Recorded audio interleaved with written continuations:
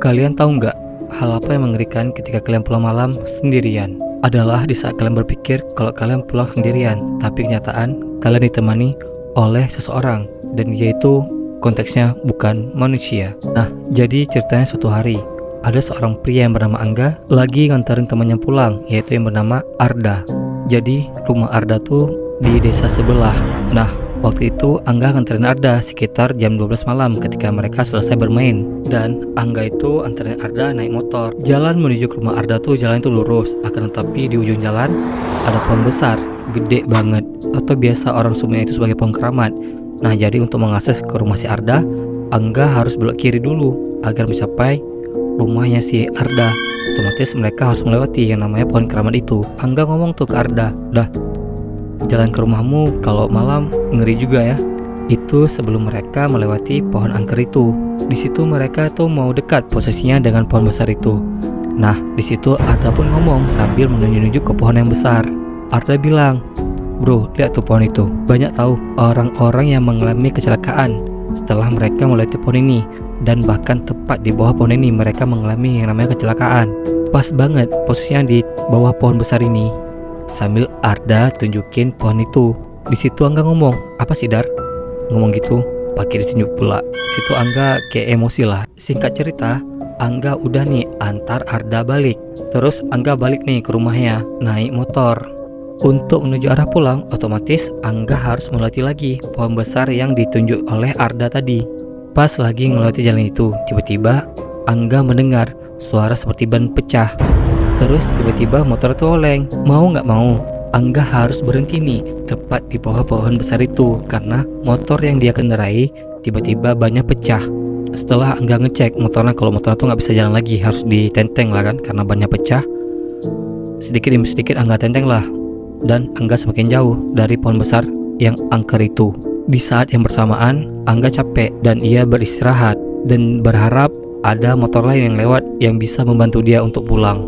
Tapi sampai 15 menit, 20 menit dia tunggu, nggak ada satu motor pun atau satu mobil pun yang lewat di jalan itu. Ya karena udah jam 12 malam, posisinya pun Angga sendiri nungguan, dan Angga pun teruslah jalan.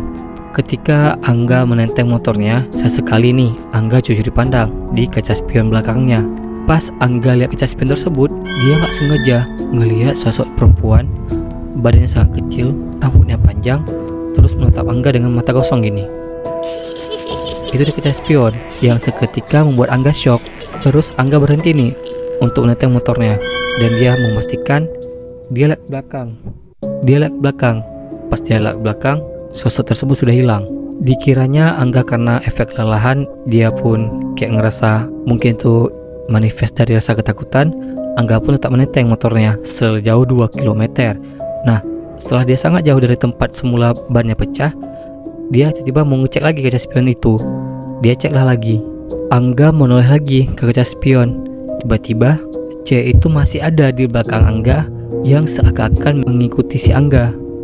Wow, cewek itu pendek banget, setinggi paha orang dewasa. Di situ Angga ketakutan dan dia buru-buru nih untuk nurunin kaca spionnya agar tidak melihat lagi si cewek itu sambil baca-baca doa. Akhirnya malam itu pun berakhir dan Angga pun sampai rumah dengan selamat. Hari berikutnya, Angga adalah seorang anak band. Biasanya Angga selesai latihan band tuh sekitaran pukul 8 sampai jam 9 malam. Dia tuh ngelihat ketika dia selesai latihan band, dia ngelihat temannya, yaitu teman satu bandnya juga, vokalis, cewek temannya itu.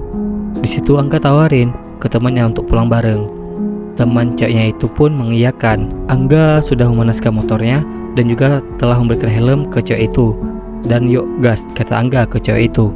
Tiba-tiba ceweknya langsung ngomong, enggak, sorry aku gak jadi. Tiba-tiba badanku gak enak, aku pulang naik taksi aja ya, kata teman ceweknya Angga. Oh yaudah gak apa-apa, kata Angga. Lalu Angga pun pulang ke rumahnya. Pas Angga di rumah, Angga telepon tuh temennya yang tadi, yaitu seorang vokalis band. Dia tanya, lo udah di rumah belum? Terus kata teman ceweknya, aman-aman gak, aku udah di rumah. Terus Angga tanya, lo sakit apa? Kok tiba-tiba perasaan tadi pas kita latihan lo sehat aja?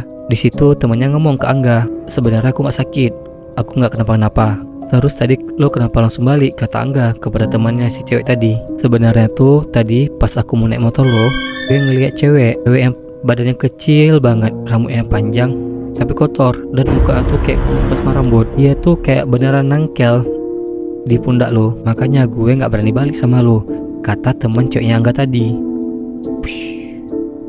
Nah, ayo lo, masih berani kalian pulang sendirian ketika malam hari? Jangan lupa like, comment, dan juga subscribe.